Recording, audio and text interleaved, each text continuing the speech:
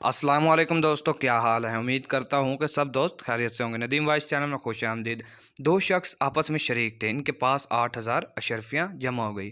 ایک چونکہ پیشے سے واقف تھا اور دوسرا ناواقف تھا، اس لیے اس واقف کار نے ناواقف سے کہا کہ اب ہمارا نبھا مشکل ہے، چنانچہ اپنے اپنے حصے لے کر الگ ہو گئے۔ پھر واقف کار نے بادشاہ کے مر جانے کے بعد اس کا شاہی محل 1,000 دینار میں خریدا اور اس نے اپنے اسی دوست کو بلایا اور دکھایا کہ دیکھو میں نے کیسی چیز خریدی ہے۔ دوسرا دوست اس کی خوب تعریف کرتا ہے اور محل سے باہر چلا جاتا ہے اور باہر جا کر اللہ سے دعا کرتا ہے کہ خدایا، میرے دوست نے دنیا میں محل خریدا، میں 1,000 دینار اللہ تیرے مسکین بندوں پر خرچ کرتا ہوں اور میں تجھ سے جنت کا محل چاہتا ہوں۔